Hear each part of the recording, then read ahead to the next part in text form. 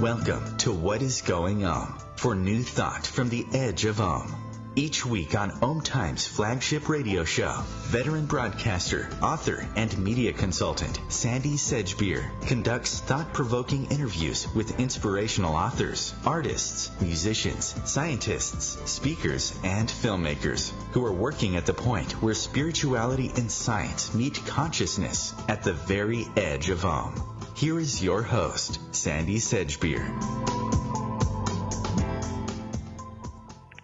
Hello.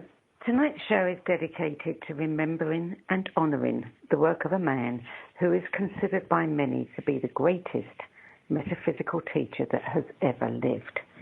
The late metaphysical visionary and best-selling author and mentor of both Deepak Chopra and Wayne Dyer, Stuart Wilde. Joining me to share his memories of Stuart Wilde, who many regarded as a guru and who either privately taught or influenced most leading New Thought teachers and authors today, is Stuart Wilde's last publicist, former TV producer and newspaper editor turned metaphysical, spiritual and philosophical investigative journalist, Ryan McCormick, who is the host and executive producer of the Outer Limits of Inner Truth radio show.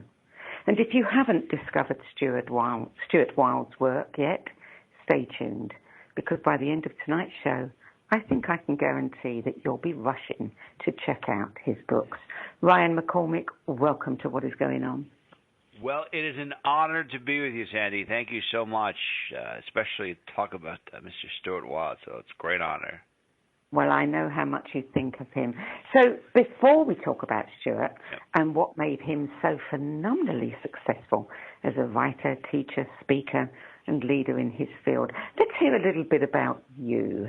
Because I know you were born and raised in Long Island, New York, and you knew at an early age that you were what Stuart Wilde has referred to as a fringe dweller. So explain that to us, please. Sure. A fringe dweller is when you know that you are alive in this world, but you never feel like you're a part of it. Like everyone thinks the same, everyone has this perception of thinking, and you don't think the way that most people do. You just have this tendency to think dramatically different. So you kind of feel a stranger in thought, and almost as if like you were dropped off here as a prank from a different civilization to be with. So that's what it kind of feels like to be a fringe dweller. So yes, when I was growing up, as early as I remember, I knew I was different. I didn't understand why. I mean, regular body, I just thought dramatically different. Everyone else had this conventional way of thinking, and it was a collective group thought, and it was just naturally strange. I mean, I felt weird as a kid. Most of my life, I felt very weird. I know I'm a weird guy, but I think that now, when you get a little older, I think that for fringe dwellers, you realize that no, it's not you, it's the rest of the world. The rest of the world's crazy. You're actually perfectly normal. Yes, exactly. And I remember that Stuart Wilde described it as, he said that I came to see how the fringe dwellers are in a different evolutionary spiral, because they aspire to belong to a world of higher consciousness rather than have ideas and morals imposed upon them by a system that has corrupt values, one that often doesn't really know what it's talking about. I think there's a lot of our listeners who will relate to that, Ryan. Thank you. Well, yeah, it's also, there's so much pressure in our society to conform, and I think that when you have massive conformity, it's just trying to push you into a thought process that is disempowering. And being a fringe dweller, I think one of the responsibilities you have, or a great freedom, is that you go, you learn, and you perceive reality any way you want, and you don't have to infringe upon anyone else. But the fact of the matter is that you see the world as like, okay, there's so much here to learn, there's so many things to do, there's so many things you could go about and expand, whereas you look at the other world, as Stuart Wilde referred to it as TikTok. It's contraction. It's becoming more infringing upon your rights and beliefs. So I think being a fringe dweller just means that you go about your own evolution, you see the world differently, and you experience a type of inner freedom that most people don't have. And you don't infringe upon them. You don't try to sell them it. You don't try to. You just you be who you are, and hopefully that resonates with other people. And just by being next to them, being a good person, I think you can help liberate them. Just by being who you are, and just by living a good life and being a good example. So, exactly. So it was all about non-infringement, and he was adamant about non-infringement. Don't infringe upon others, and I really respected that about him. Absolutely. In your late 20s, you began reading books about spirituality, metaphysics, and critical thinking. You started seeking out teachers and mentors like Michael Levine, Ron Paul, and others. But the one that you resonated with the most was Stuart Wilde. What attracted you to his work? Well, actually, what really attracted me was I looked in the back of the book and I saw a picture of him, and he had like a funny little smile. And I don't know what it was. I just thought it was kind of funny the way he was looking. He's like, "Come on, go for a ride." I don't know what it was. It was just the face in the back of his book called Affirmations, and then I started reading the book in the bookstore, and I was reading a lot of it. I was like, I think I'm going to buy this book. And one of the first things I noticed about it was Stuart didn't teach a philosophy of, come hither, come listen to my philosophy, or you don't have to, relinquish any of your freedom and, go on to another philosophy, another spiritual philosophy or a religious philosophy.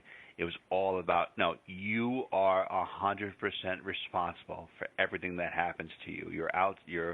What you perceive to be the outside reality is what is actually happening inside. So it was a lot of self-responsibility. I thought it was pretty bold for somebody to say that, because every other book was a new solution to, no, my philosophy will teach you. My philosophy will save you. My way, come find my way. So it's like, no, find your own way. And he did it in humorous fashion too, that was great. So yeah, it immediately resonated. I think when you find Stuart's work, it's because you are at the point where you have to take responsibility for yourself. And having gone to several of his conferences, well, actually I've gone to a couple of his conferences and met a lot of people that are very passionate about his work, I have to say that most, if not all, are business owners, are self-sufficient, are pretty much their own. They march to the beat of their own drummer. So yeah, I would say that he always attracted people that were very grounded in thought and taking responsibility for themselves. And then when you were working as a publicist and a producer of radio and TV programs, you became Stuart Wilde's publicist. How did that come about? Well, this is a really cool story. First off, I loved this guy for so long, and I couldn't wait to. All I wanted to do was tell him thank you. So I would reach out to his team, and I would tell his team, said, "Look, I would love to help you with PR. I'd love to help you get some media interviews. Anything I could do to help, please let me know." And I thought that was the only. I wanted to just say thank you. And one day I got a call back from his team, and they said, "Yeah, well, we're doing this event in Las Vegas." And I was able to hook up Stuart with a couple of interviews. So I thought it was pretty cool. And I thought maybe that was going to be it. But then I got a call from him. And we spoke for the first time. And it was so surreal. And when we were talking, we got along really good. It's as if one of those connections when you talk to someone, you realize that you probably knew them for a long time. And we shared a very similar sense of humor. And we talked about certain things, and I met him in Las Vegas, and then, again, there was another connection where we just talked, and we get along really good, and he asked me if I'd be his publicist, and I was like, well, let me think about it. I'm like, yes. 2 seconds.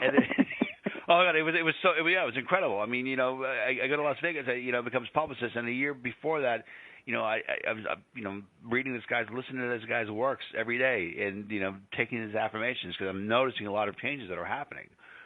So yeah, it was very surreal, and actually the principle for which I used to engage with Stuart is what I've actually utilized to meet all my other mentors as well.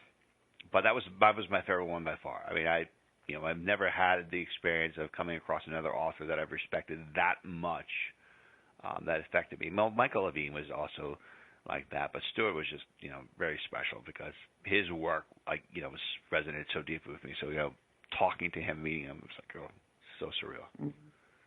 Well, we know that over a career spanning more than 40 years, he wrote several books and articles about personal freedom, how anyone could attain it without ever engaging in a physical confrontation with another human being. And his books, I mean, simple books, simple, easy to read. I love them. You introduced me to them. And, you know, he's British. He's got the British sense of humour and the British down-to-earth, you know, everyday street slang. So I really resonate with that as well. And, you know, his books have just sold phenomenally around the world, translated into 27 languages. What do you think it is about his work, his approach, his beliefs that have made him so, you know, touch so many people? I think that one of the biggest appeals to him was that he had a very down-to-earth personality, and he also had an amazing sense of humor. He would put these quotes out that were so provoking, and he used to make people upset. He used to make all these like gurus and self-proclaimed teachers upset, which I loved. I think that kind of resonated with people. But it was a sense of humor. Like one of his great quotes is, "Seriousness is a disease of the ego," and it's a short, powerful quote. But I think it resonates very deeply, and believe that people came to him and sought out his work because he was able to also take complex ideas and put them in a simplistic like manner. So all these teachers would say, you know, this is a 4 or 5, 10, 20-part series, and he would say, no, it's a 2-part thing. So he would take complex ideas, simplify that, and also do it with a sense of humor. And he never wanted to, I think, present himself as somebody who was part of the elite or part of a club that you couldn't be a part of. When I went to his conferences, 2 conferences in Las Vegas, I mean, he didn't hide from it. He actually went out for a beer with everyone else. He was just hanging out with everyone else. He was just one of us. And I thought that that's another thing about his writing too. He was there with you. He wasn't above you. He was never talking down to you or talking from you from a higher platform. He was always talking with you. He was one of those people that was in the same trench as you, that wanted you to grow and evolve, and we're in this together. Let's help each other out. So I think that's why his works really did it. And also because he was pretty innovative at the time too. I mean, no one was talking about going into the Illuna or how to, perceive reality. He was talking about metaphysical concepts with a scientific connotation, which I thought was really awesome and very advanced for the time. And a lot of the work that he talked about, especially the discovery of the etheric field, I don't think people really, knew about that or talked about it as much. So he had a lot of things that he was doing, the humor, that were also considered major breakthroughs as well. He also made a number of predictions that came true. He had all these abilities, and at the same time, he was like the man in the street, wasn't he? I was looking at some of the quotes that he's famous for, and some of them are very, right on. They're so truthful. I'm the way, the truth, and the light, and so are you. So let's not argue anymore. So he mixes something really profound with something so down to earth that your best friend would say that it somehow it just kind of filters right through everything. Yes, you'd have no problem getting out there, and some of his books resonate very, very deeply with a lot of people. So I'd say that going back to Wayne Dyer, when Stuart died in 2013, Wayne Dyer was one of the first people that sent us a quote. It was really awesome, and it was pretty cool. I got some of his other quotes because life was never meant to be a struggle. It's just a gentle progression from one point to another, much like walking through the valley on a sunny day. And he always says he was very passionate about making money too. He said that money is not the root of all evil. He said whoever said money is the root of all evil, quite frankly, didn't have any. So not only did he want you to experience life, experience happiness, but he wanted you to have money. I mean, most religions say money is bad. He's like, no, money is wonderful. It's fantastic. He said, do things great. He goes, One of his other quotes about money, it says, the key to success is raising your own energy. When you do, people will naturally be attracted to you, and when they show up, bill them. That's one of his great quotes. Yeah, I'm just looking at that one now. I love that. And he's right, of course. And, you know, money, this whole thing about money is one of the big people feel or are made to feel, oh, if you have a spiritual gift and it comes from God, you can't charge for them. Well, my answer to that is even the Pope gets paid.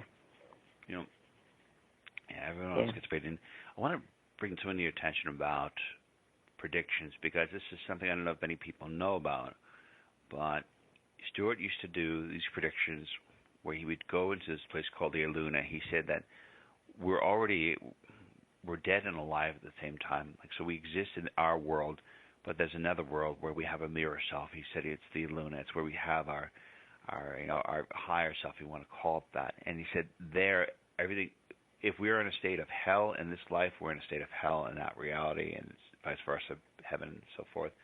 He said that when you go into the Luna, which is a parallel dimension, that's where when things that happen there tend to happen here. So if it's manifesting in that place, it's manifesting here.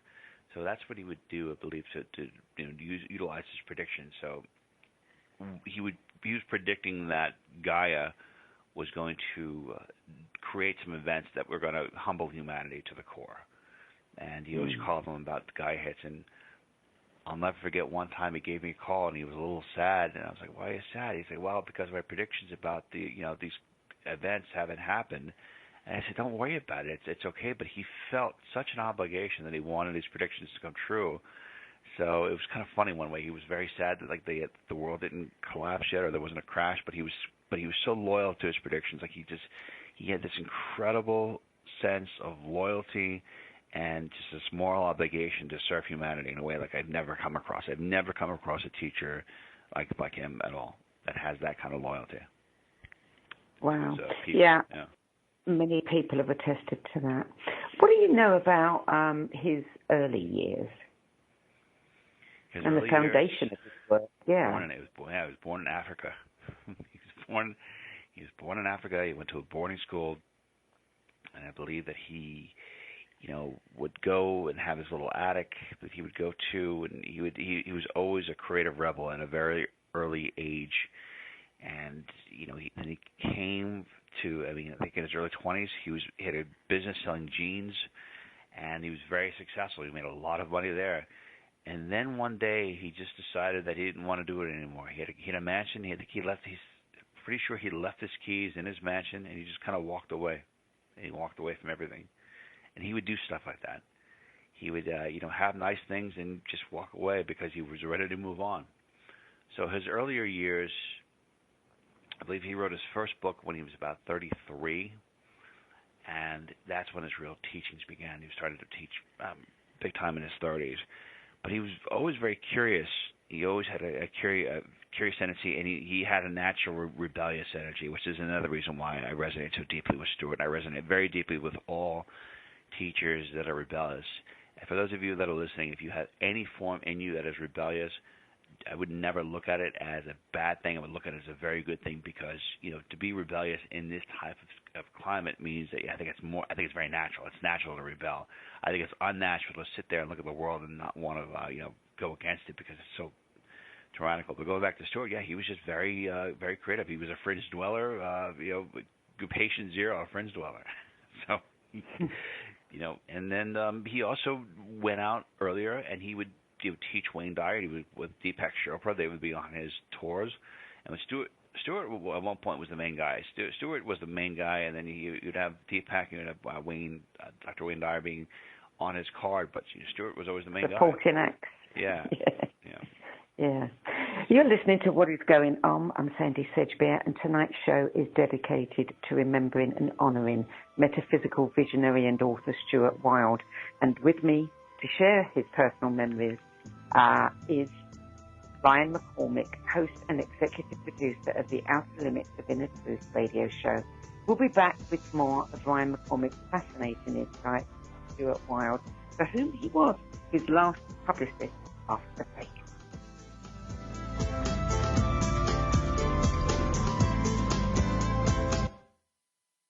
The future of Internet radio is here.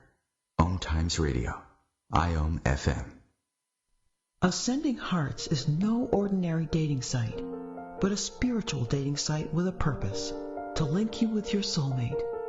We engineer the serendipity so you can trust that you will attune with someone that has the same matching vibration as you. Ascending Hearts, the conscious dating site for the spiritually aware. Try Ascending Hearts for free. AscendingHearts.com. More than 24 million Americans have an autoimmune disorder, and that number continues to grow. I'm Sharon Saylor, and I'm one of those 24 million. To put that number in perspective, cancer affects about 9 million and heart disease up to 22 million. That's why I've brought together top experts and those thriving regardless of their diagnosis to bring you the latest, most up-to-date information. Join me, Sharon Saylor, Friday night, 7 p.m. Eastern, for the Autoimmune Hour on Life Interrupted Radio to find out how to live your life uninterrupted. Hello, I'm Sandie Sedgbeer, host of OMTimes' flagship radio show, What Is Going On. As a long-time editor, book judge, spiritual magazine publisher and radio host, I've read thousands of books and interviewed hundreds of authors and teachers, so I know what's worth reading and what isn't. Now, with the spiritual book market growing increasingly crowded, more and more people are seeking my help in finding the authentic voices, the empowering tools, and the genuine skip the BS guidance that will make the most difference to their spiritual development. So I decided to make it easier by bringing my knowledge, experience, and considerable network of contacts together in the No BS Spiritual Book Club. There are no ads, no joining fees, no obligations, and no BS. Just an ever-growing library compiled by recognizable and respected names of the 10 best books that help them the most on their journeys. Plus free book excerpts, audios, and live video interviews where you can quiz them about their spiritual journeys and their 10 best list choices. Your time and money are valuable, your spiritual journey even more so. If you're looking for genuine guidance from people who have walked this path before you, check out Sedgbeer.com. Click on the No BS Spiritual Book Club tab and join the club. That's Sedgbeer.com, SEDGBEER.com. I'll see you there. I'm Fidel Nshambo. I was born in a city called Bukavu in the Congo. We were a loving family, and then, boom, everything that I had disappeared in a single day. People think that when you are a refugee and they resettle you to America, and all your problems are done. They don't understand that that's the beginning of everything. I was not born a refugee. I was made one. It's time we welcome refugee families with open arms. Learn more at embracerefugees.org, brought to you by the Ad Council. Welcome back. Ryan McCormick, over 30 years, Stuart Wilde was exceedingly prolific. He wrote 20 books, 60 audio sets of lectures and meditations, 6 music albums, 2 films, over 2,000 articles. He travelled around the world around about 100 times with lectures, spiritual retreats and workshops. I mean, he was incredibly dedicated. And I read somewhere that at the beginning of his journey, he had a teacher who demanded absolute obedience, in the sense that if he said he was doing a lecture in Portugal, you had to be there or you were out. And over a period of years of studying with him, and probably 1,000 other students, he was the last man standing. All the others had dropped away. He stayed with it. Did you ever talk to him about things like that, about what was it that drove him on? When we sit down and talk to him, he had this insatiable curiosity. He always wanted to know. And that curiosity would go at any point. It would go in any different direction. I mean, at one point, he was very passionate about the celestial world. And at another point, he went through, I call it the hell stage. And you probably, what the hell is it? Well, what he would do, he would go into trance, and he would go to hell, and he would go to these various stages of hell, and he would want to report what was out there. I don't understand why, but he was very curious. Like, he was so curious about what was like in hell, and he wanted to know.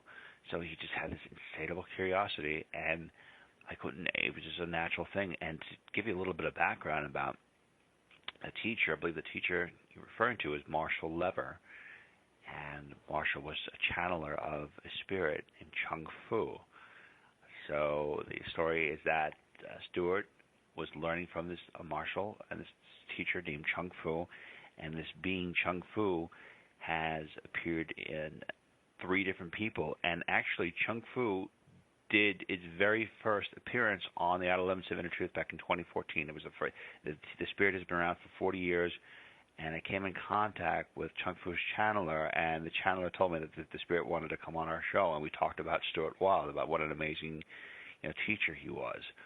So it was a pretty interesting story that he did that, but even if Stuart didn't have Chung Fu as a teacher, even if Stuart wasn't the last person standing, I think that it wouldn't have mattered. I think he would have gone out anyway to become a wonderful, phenomenal teacher just because of his ability to communicate. He's one of those individuals where even if he did not have a speck of metaphysical background, he would have been. He had an ability to relate to people, and it's because he cared, because he was passionate, because he was funny. He actually put a lot of he put a sense of entertainment in his acts, but it wasn't fake. It was genuine. It was who he really was. He had the insatiable curiosity, and I think that's what was the driving force behind him. He was very funny too, wasn't he? I mean, people, he'd be talking about serious subjects, and then he'd have people howling with laughter. Yes, he would say that people who were, he'd always talk about how people were very stiff. He'd call them assaholics. He'd always say that there's something wrong with them. He goes, yes. He'd always say that a person needs to have a carrot physically removed from a certain orifice in their body. He would have no problem doing that. And when he was in Vegas, I'll never go a couple times. He would go on stage and he would curse too. He would say the F word a few times, and because he was so passionate, it was great. And some people didn't know how to react to that. They're thinking like, oh my God, here's some kind of guru that's going to sit there and talk, and we're all going to bow our heads, and he's going to be the one presenting. No, he was just, passionate, funny, engaging, and he thought that's what it was. I think he presented spirituality in a fun type manner. He said, it's not about going up the mountain to see the guru. You are your best teacher, and he put a really down to earth component to that. And his teachings, I think, are now more relevant than ever. He wrote a book called The Force, where he talked about the energy that it's in all things. And the book, that is probably his shortest book. And what he wrote about in The Force is something that I believe resonates very deeply with me, because I've talked and interviewed 15 people that have had near-death experiences, that have experienced clinical death, and they talk about the same thing that he was talking about. So Stuart pretty much described it without dying, and he really describes it. And then, speaking of dying, I've got another quick story for you. Is that my understanding is that he actually, in a deep meditative state, went up the death tube and saw God, and apparently he wasn't that impressed. He's like, I'm not that impressed or something. So that's the kind of humor he had. Did he say why he wasn't impressed? No, he looked. He goes, I don't know. I guess he expected more. He would do that. He would just do that. I don't know. Again, the insatiable curiosity. He didn't really say. One of his things he did teach about, and I'll share this with you guys, is that he always said to kind of push your energy, test your energy. And he'd say, go to a restaurant and order every item on the menu and watch people react. And he said, always test your energy and, be free to be who you are.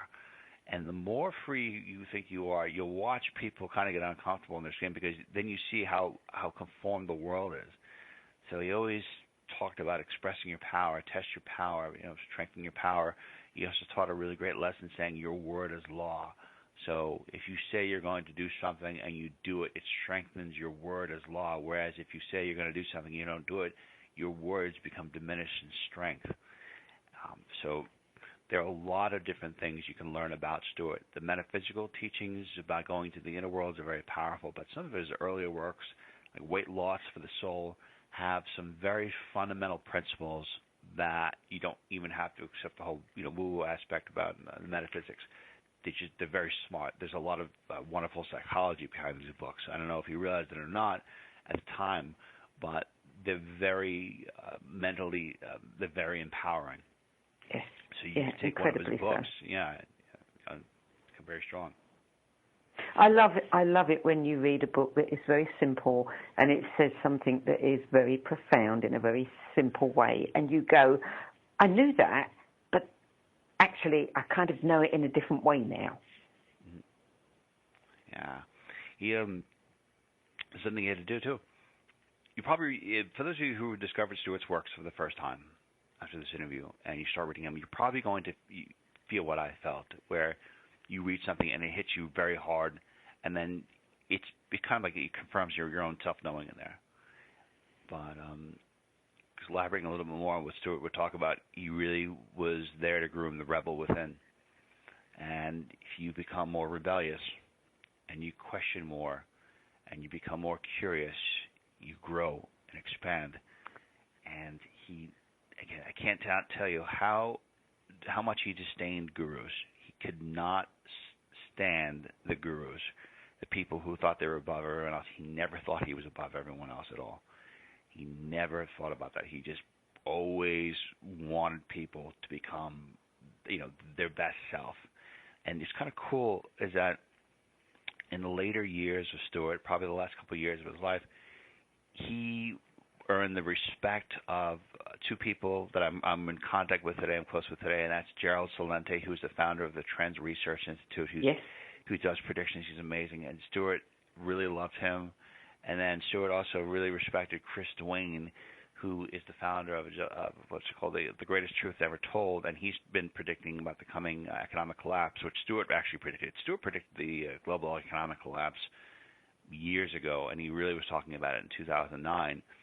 But his work resonated with some of the most respected teachers of today, so I think he was a very unique teacher in the sense that he spanned so many long periods, he spanned so many decades, but he also was a person that influenced a lot of teachers, even powerful teachers that we see today. Mm.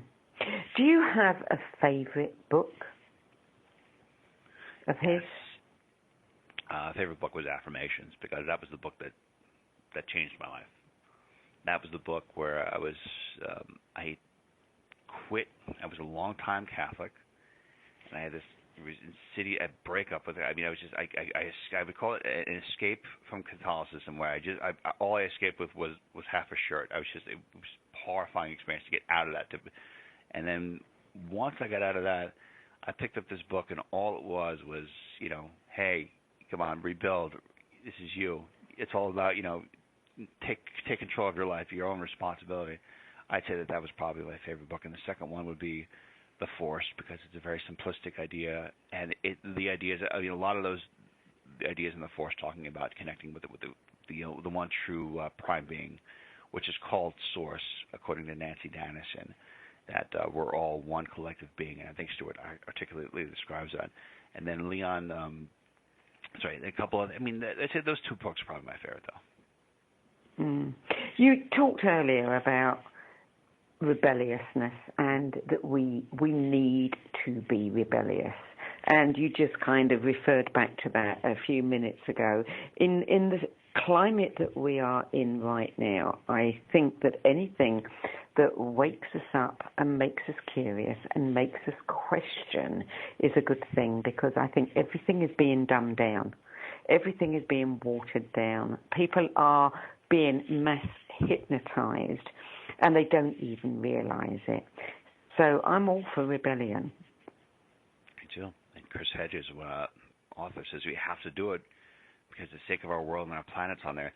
The thing that probably one of the biggest things to be aware of is the coming economic collapse, and that's just that's Chris Duane, that's Dr. Ron Paul, who, by the way, he's another teacher that I had the pleasure of working with and becoming a publicist from. So the Stuart Wilde formula is the same thing I've utilized again to do this, and Stuart really liked Ron Paul.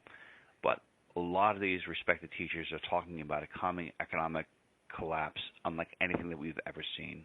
It's all that debt. It cannot be repaid. And when this thing happens, when we have the economic collapse, all the money in our pocket will not be worth anything. It's like all we're chasing after is digital illusions of wealth. So that dumbing down of our culture plus this looming event, there's going to be a major societal shift according to all these things. It just looks like it's going to happen. So the act of rebelling, the act of thinking for yourself, the act of questioning is so unusual right now. And I believe that if you do that, if you question for yourself, if you think for yourself, you're doing a world of good, not only for yourself, but for the people around you. Because if you remain strong and you become a light, when things happen, you'll be able to be there for people. There's another teacher who I want to bring to your attention as well, who's a very big rebel. His name is Larkin Rose. And this man is the end-all, be-all, I think, rebel among rebels. I think if Stuart and Larkin had met, they would have talked for hours. But Larkin was all about self-ownership, and that most of the world is manipulated and indoctrinated. And Sandie, I don't know if you think about this, but sometimes we see our friends and family around us, we look at them like they're totally in this zone. And a lot of it has to do with brainwashing. I mean, they get you in the government schools, they get you in the religious programming, and they just program from an early age. So to get out of this, I think it requires a lot of strength. And for those of you out there right now that are listening, that are on this path, I congratulate you. And I tip my hat to you, because it takes a lot of strength and a lot of determination and a lot of resilience to get to where you are. It's not easy to get on this path. But, man, once you're on it, how amazing is it? How amazing is it that you don't have to deal with the societal pressures and everything else that people are going through? Well, yeah, and it gives you the ability to kind of stand separate from it all and just observe and not be drawn into it, which is really important. Yeah. Now, you produce and host the world's only radio show about forensic soul analysis, the outer limits of inner truth, which, like your mentor, Stuart Wilde, provides listeners with the tools to liberate themselves. Tell me what you mean by forensic soul analysis. Well, it means a couple of things. That we are going to ask our guests questions that they've never been asked before. So some people will say, what are you doing today? Or what's going on this weekend? We want to know, okay, what was it? We want to explore your soul. We want to know what was the hardest moment of your life. How did you overcome this? So we tend to ask very, very deep questions. We want to ask questions that you would be doing if you were doing a soul review of yourself. And then after the interview, sometimes we'll have 3 psychic mediums and an astrologer do an analysis on our guests. So we have 3 psychic mediums analyzing the person's energy, their past and future lives, and their astrological chart. That is an extra element to the interview. So it's a deep interview plus the analysis, and that's the forensic soul analysis. And we'd like to do that with certain guests and find out where they work. You mentioned earlier that you've had people who've channeled other beings on the show. Has anyone ever channeled Stuart Wilde for you? No, I don't think that. I know that there's a teacher, I'm not going to say who, that is out there that's supposedly channeling Stuart. I've never come across anyone, and I don't know if Stuart would be channeled. In a way, I think that his teachings, he left a complete work of teachings right now. Towards the end, he was the media was loving him. He was really getting a resurgence in popularity. But a lot of the teachings that he had, I think he left a completed work. He said, okay, this is my body of work. Here you go. And I think that it was standalone. Sometimes when a teacher passes and somebody's going to carry on that work, and they say, well, I'm going to carry on the work of Stuart. I don't think that's going to happen with him. I think that he had a completed work. Now there's someone else who's going to teach, and they're going to create their version of work. So I find it very strange if somebody channeled Stuart. I couldn't see it. I could not see him coming back and being channeled. If somebody does, and I talk to them, I don't know. I've never come across anyone. But I've met plenty of people. I've had experiences with several channeled beings. And only Chung Fu has a sense of humor, so I can see why Stuart connected with Chung Fu, because Chung Fu, channeled spirit, has a very funny sense of humor. Do you agree with the, many people say that he was the greatest metaphysical teacher of all time. Would you agree with that? Absolutely. Well, without a doubt, there's no doubt at all. No one had the energy that he did. No one was able to challenge themselves. He never thought twice about looking at something that he had written previously and totally discarding it if it didn't resonate with him at all anymore. It's not. Some people would never do that, but yeah.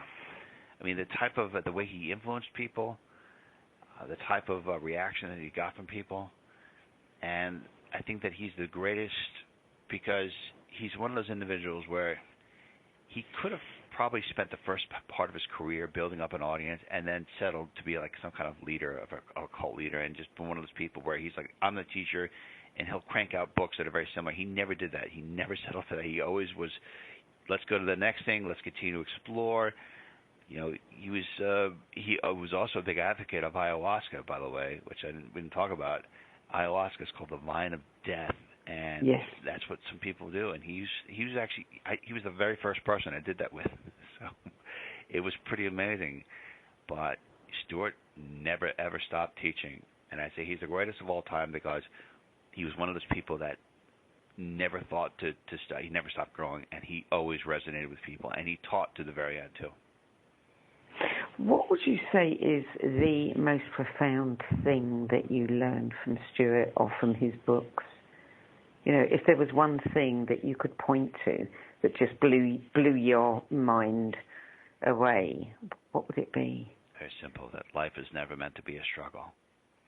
That we come here and it says how hard it is and you've got all this stuff going on. And he's like, it wasn't meant to be a struggle. It was meant to be a brief walk from one place to another. And I think that really, that's that. And then the idea of seriousness being a disease was something else. But it's probably another one is I have to say, I'm trying to give three, but the third most compelling one, the one that resonated with me the deepest, was the idea that everything that you see in your waking reality is a direct reflection of what is going on inside. And I can tell you from a first-hand experience that when I have gone and taken the time to work on myself and to make myself feel good inside, to work on my internal feelings, my outside world changes dramatically. And during that growth process, I was going through a considerable growth process as I was meeting Stuart. I was taking on the role. My life was changing a lot because I was facing the darkness within. So if you do that, if you take on that one lesson alone and just focus on that, you could see a dramatic improvement. You know, work on yourself, do whatever you can to heal yourself inside, and watch the external world change around you. It can be a wonderful experience. How long did you have the privilege of being his publicist? For 4 years. For 4 years, and again, it was surreal. He would also write blogs on his art. He would be constantly writing blogs, and I would do the artwork for it. So my role kind of changed, but I would always get him on a lot of shows whenever possible. And the reactions from people would just be very unique. He would go on these shows, and people would love him. And we're talking about mainstream radio shows in the U.S., and he was talking about metaphysics and spirituality, and they would have him back right away. They would say, we have to have this guy back. He's got a great energy. So his popularity was resurging. And I think that his popularity he's going to come back so strong in the next couple of years. I think that people are going to rediscover his work, and he's going to be more popular in a couple of years than he was when he was alive. Because they're going to see that he was way ahead of his time. Yeah, for sure. He died in 2013, and he died very suddenly of a heart attack when he was driving, I think, in Ireland. And it was a big shock. I mean, I guess you remember where you were when you heard that news? Yes. Yeah. Well, I was in Connecticut, and Richard Tyler, who was just very close, and he and his wife come by, because we were doing a couple of things.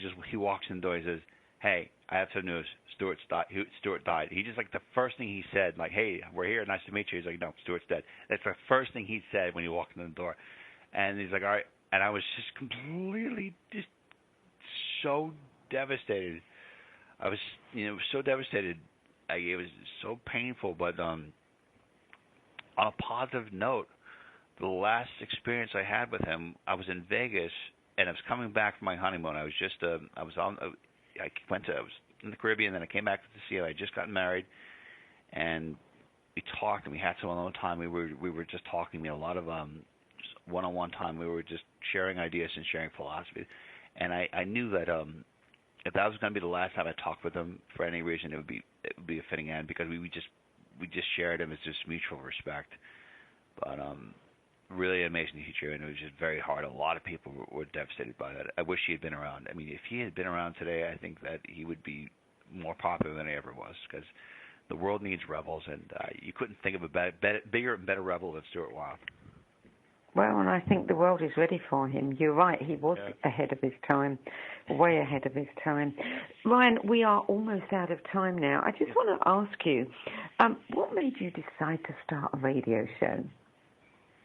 Well, something had happened where when I visited Stuart back in, I think it was back in 2009, I was having a conversation with him, and I was having a conversation with Richard Tyler and some of these other people, and we would just talk about these spiritual topics for a while, and I thought that was pretty cool. And then I started having these deeper conversations with people, and I thought it would be a cool idea to put on the radio. And I think that when Stuart had died, I wanted to keep in touch with a lot of these teachers that were in Stuart's circles. I kind of wanted to keep that frequency going a little bit, and then I realized that as I was doing these shows, there was something natural about it where the shows would flow naturally, and it just kind of like it was something I was meant to do. So I couldn't even describe why it happened, but it was just wanting to keep the conversation going. That was the initial start. And then once the show started, it's kind of like the show kind of took on a life of its own, where I have an insatiable curiosity. I'm very curious, and I'd say I have a pretty twisted sense of humor. So those two things I resonate deeply with Stuart about. So in one way, when I do these shows and when I work with some teachers, there's a part of me that always wants to honor Stuart. I always want to honor him by being curious. I always want to honor him by doing whatever I can to empower others. I don't say that. But I do wish to honor him in that particular way. And I think that anyone can honor Stuart or honor anyone else by being their best self and by doing some things and taking on activities that empower others and helping them to have the true freedom within. So that's how it came about. Wow.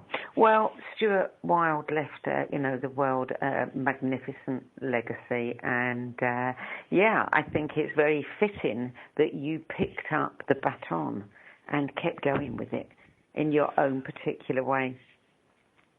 Yeah, I did.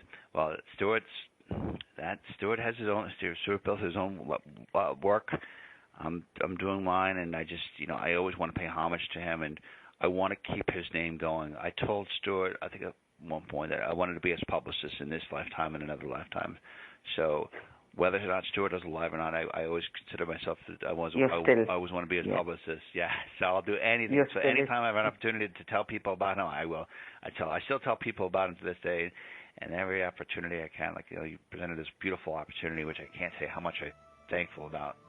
To share and long may your sharing of Stuart continue. Ryan McCormick, thank you so much for joining us today. Thank you so much. And to learn more about Outer Limits, please go to outerlimitsradio.com. And thank you so much, Sandie. You took the words right out of my mouth. I'm Sandie Sedgbeer. You can learn more about me and my work at sedgbeer.com. And in the meantime, I'll be back next week with another edition of What is Going On. Till then, it's goodbye from me.